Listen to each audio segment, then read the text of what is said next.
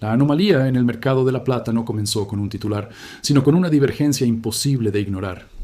Mientras el precio spot en Nueva York descendía hacia niveles cercanos a los $74, el mercado físico en Shanghái cotizaba la plata entre $82 y $86. Esta diferencia no fue marginal ni transitoria.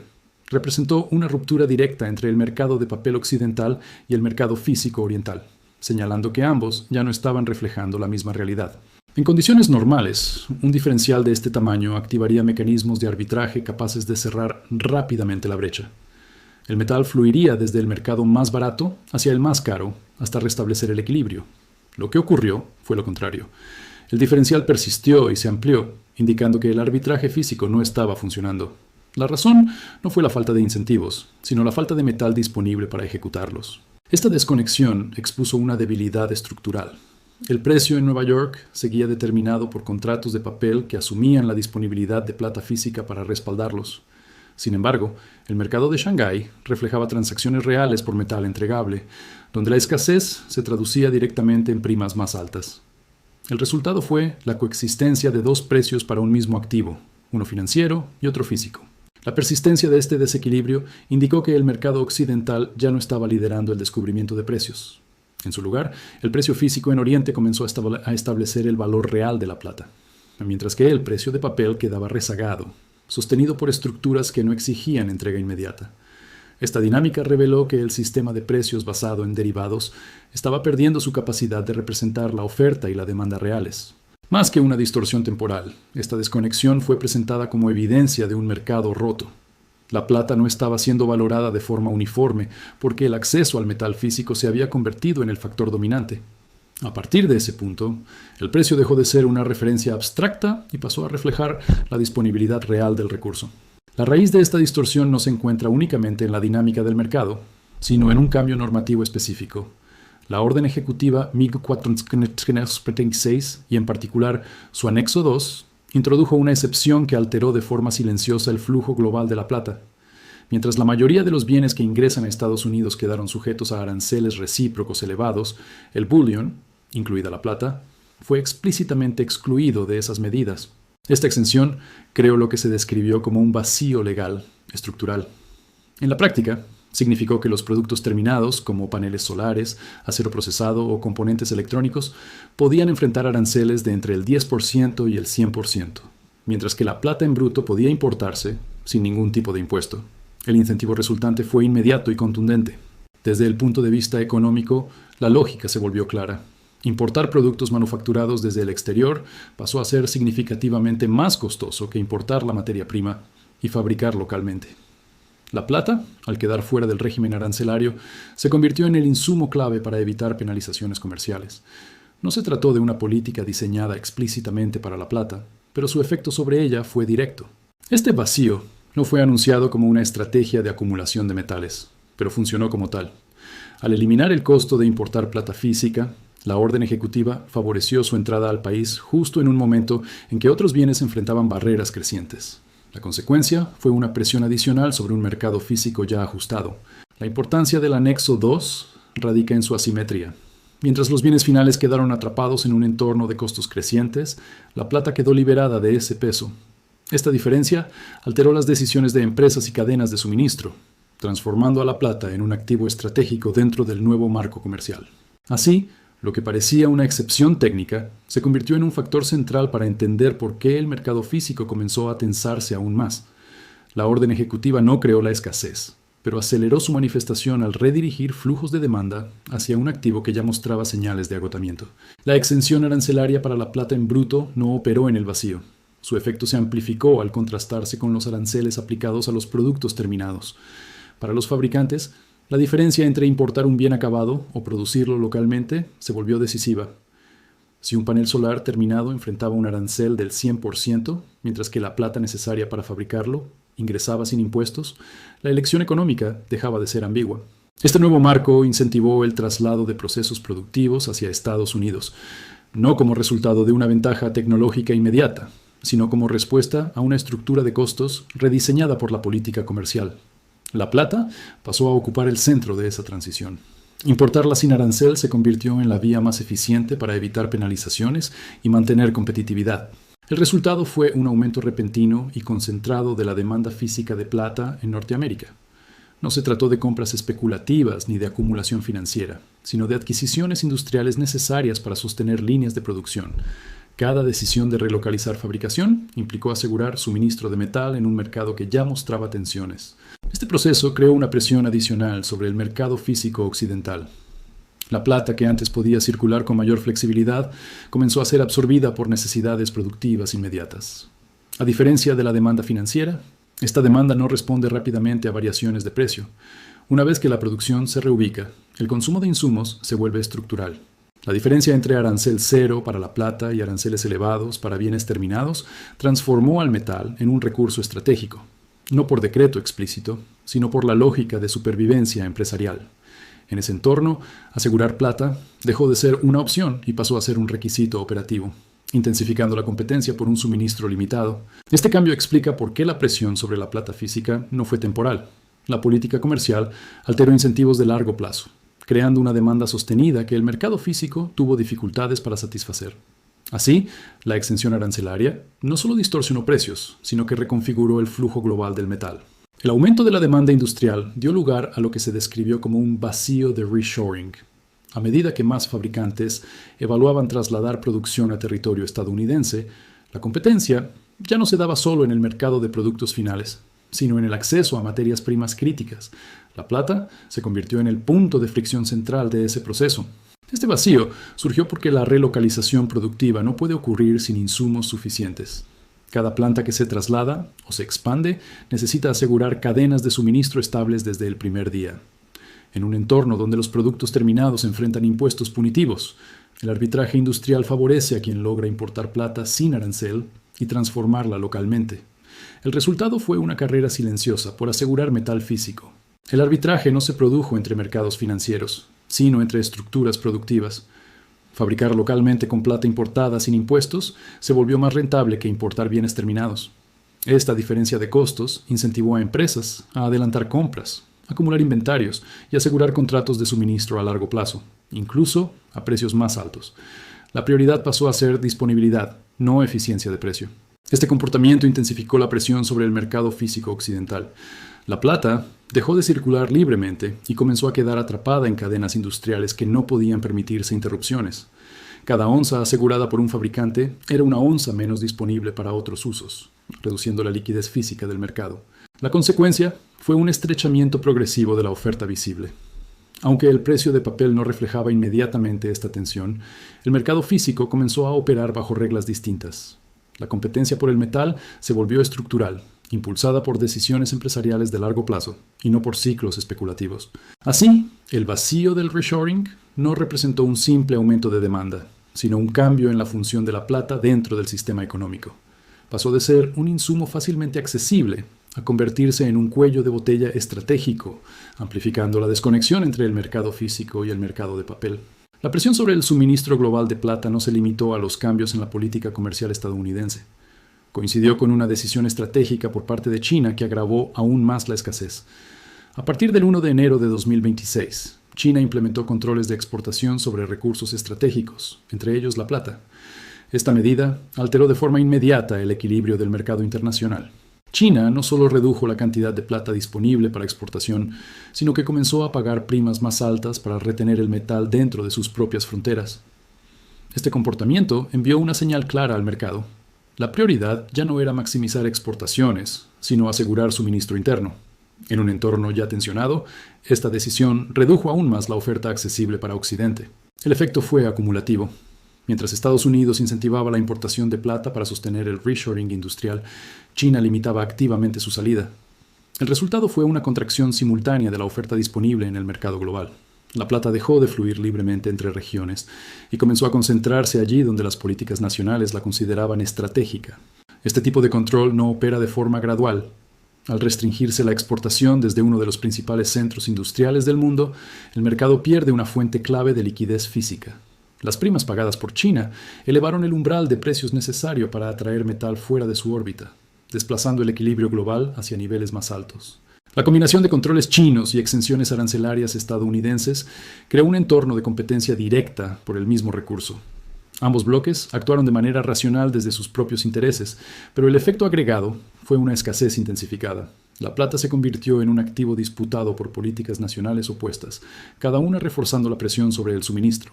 Así, los controles de exportación no fueron un evento aislado, sino un acelerador. Al coincidir con un momento de demanda creciente en Occidente, contribuyeron a cerrar aún más el mercado físico. El resultado fue un sistema en el que el acceso a la plata pasó a depender menos del precio de papel y más de decisiones geopolíticas y estratégicas. La consecuencia directa de estas fuerzas contrapuestas fue un drenaje físico constante de plata desde Occidente hacia los mercados que ofrecían mejores condiciones. Donde el precio físico era más alto y el acceso estaba garantizado, el metal fluía. Donde el precio estaba anclado a referencias de papel y la disponibilidad era incierta, el metal desaparecía. Este desequilibrio convirtió al mercado occidental en un punto de salida, no de acumulación. A medida que la plata se desplazaba hacia Oriente, los inventarios occidentales comenzaron a vaciarse de forma silenciosa. No se trató de un colapso visible ni de anuncios oficiales, sino de una erosión progresiva. El metal simplemente dejó de estar disponible en los volúmenes necesarios para sostener el funcionamiento normal del mercado físico. Cada envío hacia mercados que pagaban primas más altas reducía la capacidad de respuesta local. Este drenaje expuso una fragilidad clave del sistema de precios occidental. El mercado de papel podía seguir cotizando contratos sin entrega inmediata, pero el mercado físico dependía de existencias reales. Cuando esas existencias se reducen, la referencia de precios pierde relevancia práctica. El precio deja de garantizar acceso al metal y la liquidez se convierte en una ilusión. La dirección del flujo no fue arbitraria. La plata se movió hacia donde era tratada como un recurso estratégico y no como un instrumento financiero. En esos mercados, la prioridad era asegurar suministro, incluso a costa de pagar primas significativas. En contraste, los mercados occidentales seguían operando bajo supuestos de abundancia que ya no se sostenían. Este drenaje, este-oeste no solo redujo inventarios, sino que reforzó la desconexión entre precio y disponibilidad. A medida que el metal salía, el mercado físico occidental se volvía más dependiente de promesas futuras en lugar de entregas presentes. Esa dependencia profundizó la brecha entre el valor financiero de la plata y su valor real como recurso escaso. Así, el flujo físico confirmó lo que el diferencial de precios ya insinuaba. El mercado no estaba equilibrándose, estaba redistribuyéndose. La plata abandonaba los sistemas donde su precio estaba contenido y se concentraba donde su escasez era reconocida. Ese proceso dejó al descubierto los límites de un mercado basado en papel, frente a uno gobernado por la realidad física. La presión acumulada en el mercado físico y en las cadenas industriales terminó trasladándose al ámbito macroeconómico. Los aranceles elevados sobre productos terminados introdujeron un fenómeno de inflación por costos. Los precios de bienes como vehículos, electrodomésticos y equipos tecnológicos comenzaron a reflejar el encarecimiento de los insumos y de la producción local. Esta inflación no surgió de un exceso de demanda, sino de una estructura de costos alterada por decisiones políticas. En este contexto emergió lo que se describió como la trampa de la Fed. Para combatir la inflación, la respuesta tradicional sería elevar las tasas de interés. Sin embargo, hacerlo en este entorno tendría un efecto contraproducente. Un endurecimiento monetario encarecería el crédito, frenaría la inversión y pondría en riesgo el propio proceso de reindustrialización que las políticas comerciales intentaban promover. La herramienta para combatir la inflación se convertía, al mismo tiempo, en una amenaza para el objetivo estratégico. Esta contradicción limitó el margen de maniobra de la autoridad monetaria. Subir tasas significaba sofocar la manufactura doméstica. No hacerlo implicaba aceptar una pérdida progresiva del poder adquisitivo del dólar. La elección no era entre dos opciones ideales, sino entre dos costos. En ese escenario, la estabilidad del tejido productivo pasó a tener prioridad sobre la estabilidad del valor de la moneda. La consecuencia de esta trampa es la represión financiera. Mantener tasas contenidas en un entorno de inflación implica que los rendimientos reales se vuelven negativos. El ahorro en instrumentos tradicionales pierde valor con el tiempo, mientras que el sistema absorbe el impacto a través de la devaluación monetaria. Este proceso no se anuncia como tal, pero se manifiesta en las decisiones de política. La exención de la plata dentro de este marco adquiere un significado adicional. Al dejar fuera del régimen arancelario a un activo duro, la política reconoce implícitamente que el ajuste no se realizará únicamente vía precios, sino vía moneda. La plata, al no poder ser creada por decreto, queda posicionada fuera del alcance de esa erosión. Así, la trampa de la Fed no es solo un dilema técnico. Es el punto en el que confluyen política comercial, inflación y estabilidad financiera. En ese cruce, la prioridad se desplaza hacia sostener el sistema, aun cuando ello implique aceptar una pérdida gradual de valor del dinero. Esa elección redefine el entorno en el que se valoran los activos y prepara el terreno para la siguiente fase del ajuste. La represión financiera no actúa de forma aislada. Se manifiesta como un conjunto de políticas que mantienen el sistema operativo a costa del poder adquisitivo de la moneda. Tasas contenidas, expansión de liquidez y tolerancia a la inflación configuran un entorno en el que el valor del dinero se vuelve secundario, frente a la continuidad del sistema productivo y financiero. En ese marco, las decisiones regulatorias adquieren un significado que va más allá de su redacción técnica. La exención de la plata dentro de la Orden Ejecutiva 1446 puede interpretarse como una admisión implícita de este nuevo entorno. Al excluir al bullion del régimen arancelario, la política reconoce que ciertos activos deben permanecer accesibles incluso cuando el resto de la economía se encarece artificialmente. No se trata de proteger un mercado, sino de facilitar el acceso a un recurso que no depende de la credibilidad de la moneda. Esta señal es relevante porque contrasta con el tratamiento del resto de los bienes. Mientras los productos terminados quedan atrapados en una estructura de costos inflacionaria, la plata permanece fuera de ese circuito. La asimetría sugiere que el sistema anticipa una pérdida de poder adquisitivo del dólar y busca, de forma indirecta, asegurar el acceso a activos que no pueden ser devaluados por política monetaria. En un entorno de represión financiera, el capital se desplaza hacia aquello que no puede expandirse a voluntad. La plata encaja en esa categoría. Su oferta no responde a estímulos monetarios y su valor no depende de la estabilidad de intermediarios financieros. Al quedar exenta, se posiciona como un activo que el propio marco regulatorio reconoce como distinto al resto. Este reconocimiento no se expresa en discursos oficiales, sino en la arquitectura de las normas. La exclusión de la plata del régimen arancelario actúa como una señal silenciosa de que el ajuste macroeconómico se realizará, en parte, a través de la moneda. En ese proceso, los activos duros adquieren un papel central como referencia de valor. Así, la represión financiera y la exención de la plata convergen en una misma conclusión. El sistema prioriza la continuidad y acepta la erosión monetaria como costo. Dentro de ese equilibrio, la plata emerge no como una excepción arbitraria, sino como un activo que refleja los límites del propio sistema. En ese punto, el mercado deja de debatir precios y comienza a debatir acceso. La consecuencia final de esta secuencia no es una predicción abstracta, sino un problema de descubrimiento de precios. Cuando el mercado de papel continúa cotizando niveles que no garantizan acceso físico, el precio deja de cumplir su función básica. Ya no coordina oferta y demanda, solo refleja la persistencia de estructuras financieras que no exigen entrega inmediata. En ese punto, el precio se convierte en una referencia incompleta. La afirmación de que el precio actual de la plata es una mentira no se presenta como una acusación moral, sino como una descripción funcional. Un precio que no puede cerrar una brecha con el mercado físico pierde validez práctica. La existencia de primas sostenidas y diferenciales persistentes indica que el ajuste no se está produciendo en el mercado correcto. El mercado de papel continúa operando, pero ya no lidera. Las proyecciones de precios más elevados surgen de esta desconexión. No se basan en entusiasmo especulativo, sino en la necesidad de que el precio alcance niveles capaces de equilibrar flujos físicos reales. Mientras el diferencial con Shanghái persista y los inventarios occidentales sigan bajo presión, el mercado enfrenta una tensión no resuelta. El ajuste no depende de opiniones, sino de disponibilidad. En este contexto, el acceso se convierte en el factor crítico. A medida que el metal físico se concentra en cadenas industriales, reservas estratégicas y mercados que pagan primas, la ventana para obtenerlo se estrecha. El mercado no se cierra de forma abrupta, se vacía gradualmente. Cuando eso ocurre, el precio deja de ser la barrera principal. La barrera pasa a ser la existencia misma del metal. El proceso descrito no representa un evento aislado, sino una transferencia estructural.